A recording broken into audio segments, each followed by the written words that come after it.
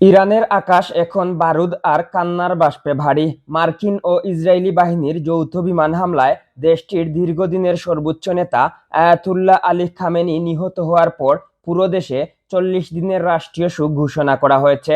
শনিবারের সেই ভয়াবহ হামলায় খামেনির সাথে প্রাণ হারিয়েছেন তার কন্যা, জামাতা, নাতি এবং বেশ কয়েকজন শীর্ষ নিরাপত্তা কর্মকর্তা। ১৯৭৯ সালের ইসলামী বিপ্লবের পর ইরানের নেতৃত্বের ওপর এটিই সবচেয়ে বড় আঘাত হিসেবে দেখা হচ্ছে। ইরানের প্রেসিডেন্ট মাসুদ পেজেশকিয়ান এই হত্যাকাণ্ডকে একটি মহা অপরাধ হিসেবে বর্ণনা করেছেন। তিনি 40 দিনের শোক পালনের পাশাপাশি দেশজুড়ে 7 দিনের সরকারি ছুটি ঘোষণা করেছেন। তেহরান থেকে পাওয়া খবরে জানা গেছে, নেতার মৃত্যুর খবর ছড়িয়ে পড়ার পর রাজধানীসহ দেশের বিভিন্ন প্রান্তে মানুষের ঢল নেমেছে। মাশহাদ শহরের ইমাম রেজা মাজারের অনুসারীদের কান্নায় ভেঙে পড়তে এবং সুখে মূর্ছা যেতে দেখা গেছে। সিরাজ, ইয়াসুজ ও লুরেস্তানের শোকাতুর জনতার বিক্ষোভের খবর পাওয়া গেছে। খামেনের মৃত্যুতে শুধু ইরান নয়, প্রতিবেশী ইরাকেও 3 দিনের শোক ঘোষণা করা হয়েছে। বাগদাদের সুরক্ষিত গ্রিন জোনে অবস্থিত মার্কিন দূতাবাসের দিকে উত্তেজিত জনতা অগ্রসর হওয়ার চেষ্টা করলে নিরাপত্তা বাহিনীর সাথে তাদের সংঘর্ষ বাধে। এদিকে পাকিস্তানের করাচিতে মার্কিন কনসুলেটে ভাঙচুর ও আগুনের ঘটনা ঘটেছে।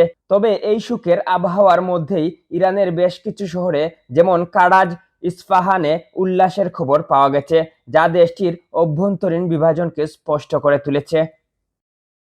ইরানের রাষ্ট্রীয় বার্তা সংস্থা ইরনা জানিয়েছে, নতুন সর্বোচ্চ নেতা নির্বাচিত না হওয়া পর্যন্ত দেশের প্রশাসনিক দায়িত্ব সামলাবেন 3 সদস্যের একটি অস্থায়ী কাউন্সিল।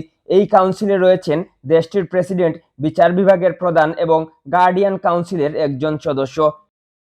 ইতিমধ্যে ইরানের সুপ্রিম ন্যাশনাল সিকিউরিটি কাউন্সিলের প্রধান আলী লারিজানি দেশবাসীকে ঐক্যবদ্ধ থাকার আহ্বান জানিয়ে বলেছেন, দেশকে বিভক্ত করার কোনো চেষ্টা সহ্য করা হবে না।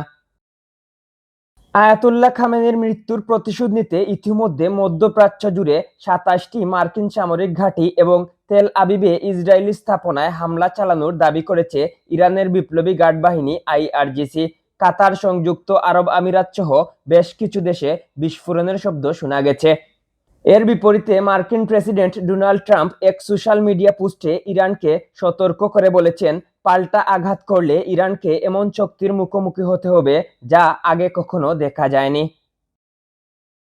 আটলান্টিক কাউন্সিলের উপদেষ্টা হারলান উলমেন এই হত্যাকাণ্ডকে যুক্তরাষ্ট্রের একটি বড় ভুল হিসেবে বর্ণনা করেছেন।